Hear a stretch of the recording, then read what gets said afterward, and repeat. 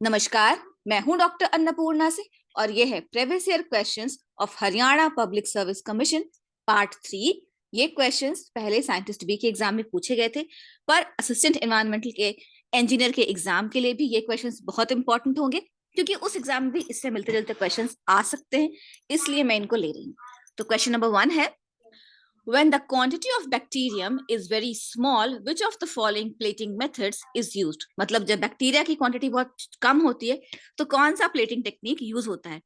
पोर plate technique, streak plate technique, या spread plate technique, या filtration method? तो filtration method generally जो होता है वो बैक्टीरिया को रिमूव करने के लिए यूज होता है, तो डी तो नहीं होगा। पोर प्लेट टेक्निक और स्प्रेड प्लेट टेक्निक ये तब यूज होते हैं जब बैक्टीरिया की क्वांटिटी सफिशिएंट होती है, पर जब बैक्टीरिया की क्वांटिटी बहुत कम होती है तो प्लेटिंग के लिए स्ट्रीक प्लेट टेक्निक का इस्तेमाल होता है। स्ट्रीक प्लेट टेक्निक में सिंपली एक नीडल होता है जो प्लेटिंग के लिए यूज होता है। उस नीडल को आप बैक्टीरिया के कल्चर में डिप करते हैं और फिर उस नीडल को अगर मीडियम पे स्ट्रीक कर देते हैं। जिन्होंने बैक्टीरिया के ऊपर लैब में कोई काम किया होगा उनको बहुत अच्छे से इस सवाल का जवाब पता होगा। Question 2. The term mycorrhiza best describes a symbiotic relationship between. तो mycorrhiza जो होता है वो symbiotic relationship होता है किसके बीच में? A heterotroph and an autotroph. B. An antibiotic producing microbe and a pathogen. C. A nitrifying bacterium and a denitrifying bacterium. या D. A bacteria and a fungus. तो antibiotic producing microbe and a pathogen के बीच में ये antagonistic relationship होगा, ना कि symbiotic. तो बी नहीं होगा, सी भी नहीं होगा और डी भी नहीं होगा, क्योंकि जो माइक्रोराइजा होता है वो फंगस होता है जो रूट के प्लांट के रूट में होता है। वो प्लांट से न्यूट्रिएंट डिराइव करता है और प्लांट को बदले में वो ऑर्गेनिक मैटर को वो डिग्रेड करता है, जिससे कि प्लांट रूट उस ऑर्गेनिक मैटर को, उस डिग्रेडेड ऑर्गेनिक मैटर को आसानी से अब्सॉर्ब कर लेता है। तो यहाँ प्लांट जो होता है वो ऑटोट्रॉफ होता है और उससे फंगस को न्यूट्रिशन मिलता है, तो वो होता है हेटेरोट्रॉफ। तो इसका सही उत्तर होगा ए।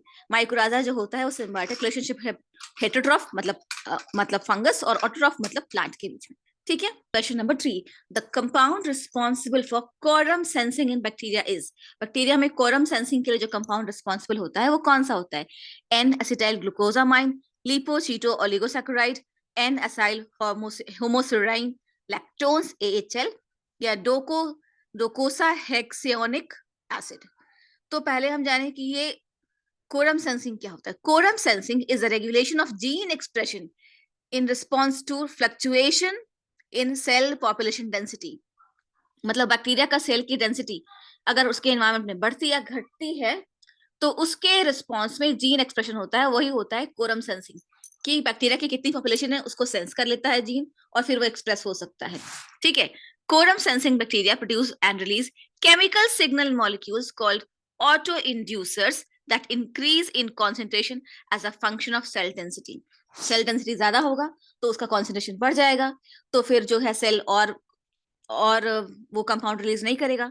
पर अगर बैक्टीरिया की पॉपुलेशन घट गई तो जो कॉन्सेंट्रेशन है उस ऑटो इंड्यूसर्स का वो कम हो जाता है, तो फिर वो जीन एक्सप्रेशन होता है और फिर और ऑटो इंड्यूसर्स बढ़ते हैं। तो बेसिकली बैक्टीरियल डेंसिटी से जीन एक्सप्रेशन रेगुलेट होता है, यही होता है।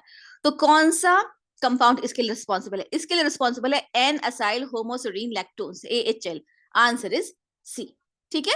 आगे question number 4, compare the following entities and answer. अब आप कंपेयर कीजिए।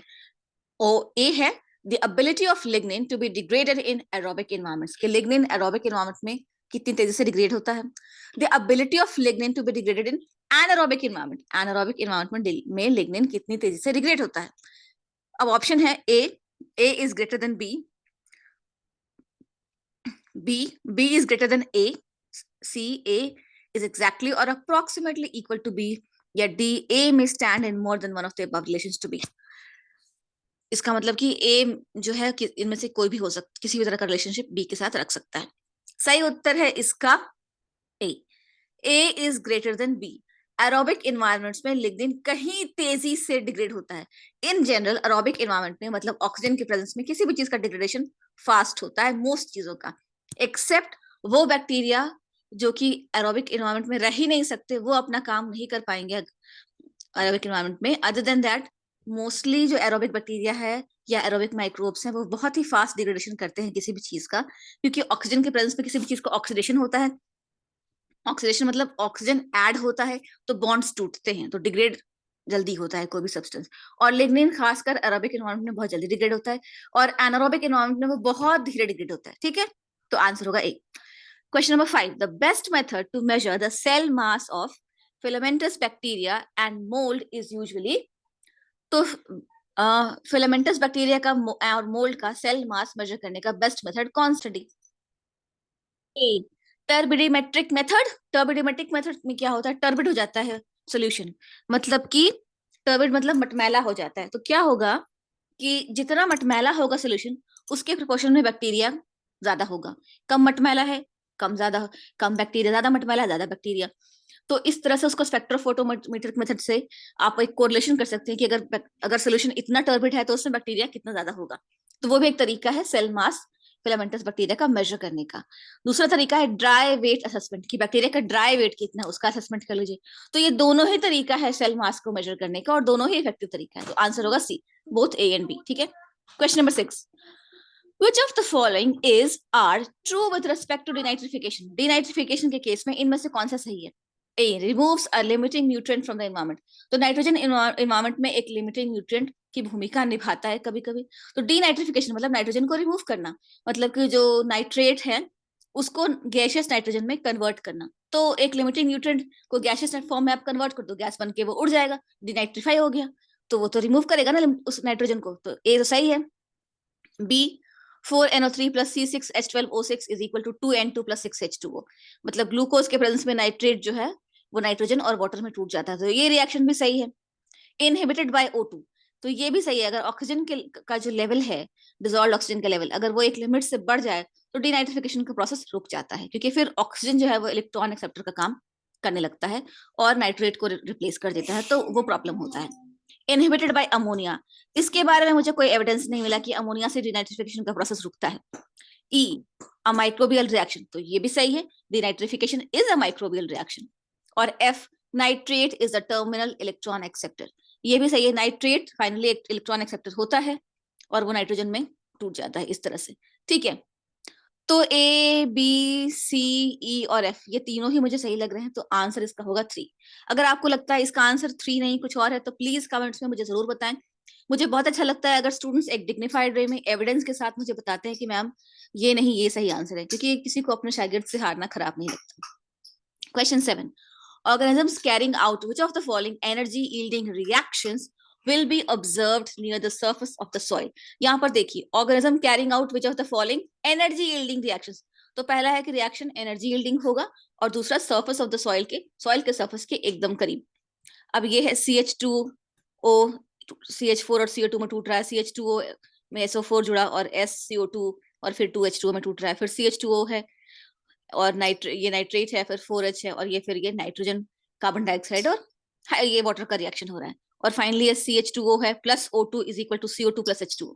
हम जानते हैं कि जो एनर्जी यील्डिंग रिएक्शन होता है वो होता है रेस्पिरेशन, वो ऑक्सीजन के प्रेजेंस में होता है, और उसमें क्या होता है कि जो कार्बोहाइड्रेट है वो ऑक्सीजन के साथ रिएक्ट करता है और कार्बन डाइऑक्साइड वाटर रिलीज करता है।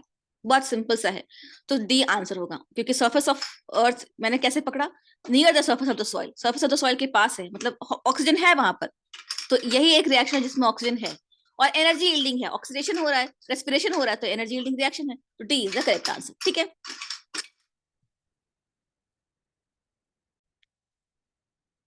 Which of the following best explains biofilm? Biofilm के बारे में कौन सी बातें सही हैं? A, biofilms covers sediments, sediments के ऊपर होता है, सच है।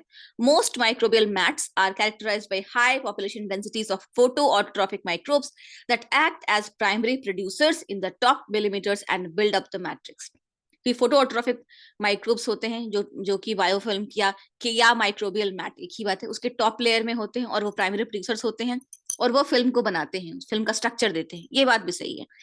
और C, a thin and robust layer of mucilage adhering to a solid surface and containing a community of bacteria and other microorganisms, मतलब एक जो गिलगिला सा म्यूसिलेज मतलब जो एक सब्सटेंस होता है जो लेटिनस सब्सटेंस होता है, तो वो होता है, उसकी लेयर होती है और वो सॉलिड सरफेस के ऊपर उस तरह का लेयर होता है, उसमें बैक्टीरिया होते हैं और दूसरे माइक्रो ऑर्गेनिजम्स होते हैं। इनमें से कौन सा सही है? ये सभी सही हैं, बायोफिल्म के बारे में ये सभी सही हैं, तो D all of the above is the correct answer. 9वां सवाल, the bacterium is a nosocomial contaminant. Nosocomial मतलब हॉस्पिटल कंटेमिनेंट, जो हॉस्पिटल को कंटेमिनेट करता है। तो pseudo aeruginosa, klebsiella, pneumoniae, bacillus anthracis, staphylococcus aureus या E all of the above. तो जब मैंने इंटरनेट पर सर्च किया तो सही उत्तर था ऑल ऑफ द अबव, तो मैंने ई लिखा है। पर एक क्वेश्चन जब साइंटिस्ट बी के लिए आया था तो ई का ऑप्शन था ही नहीं, इनमें से कोई एक चुनना था। जब इनमें से कोई एक चुनना होगा तो सबसे आसान क्लेब्सिएला न्यूमोनिया चुनेगा, क्योंकि न्यूमोनिया एक बीमारी है जो बहुत कॉमन है और हॉस्पिटल में अक्सर उसका बैक्टीरिया होता है या उसका माइक्रोब होता है, तो बी चुन सकते हैं आप।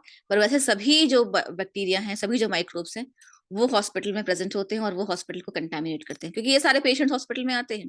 क्वेश्चन 10, ये थोड़ा लोडेड सवाल है तो ध्यान से सुनिए। माइक्रोबियल सेल्स और abundance of genes can be quantified by this method. तो अब इनमें से कौन सा मेथड है जिससे माइक्रोबियल सेल या जीन अबंडेंस का पता चलता है? बायोलॉग, आरटीपीसीआर, माल्टीट्रॉफ या एलसीएमएस। हमें पता है कि जीन्स के बारे में जब भी हम स्टडी करते हैं तो हम इस्तेमाल करते हैं आरटीपीसीआर मेथड, पर ये बाकी सारे मेथड्स क्या होते हैं इसको जाने पहले। Biolog, the Biolog technique was introduced into ecological studies to estimate metabolic potential of microbial communities. तो ये बायोलॉग है।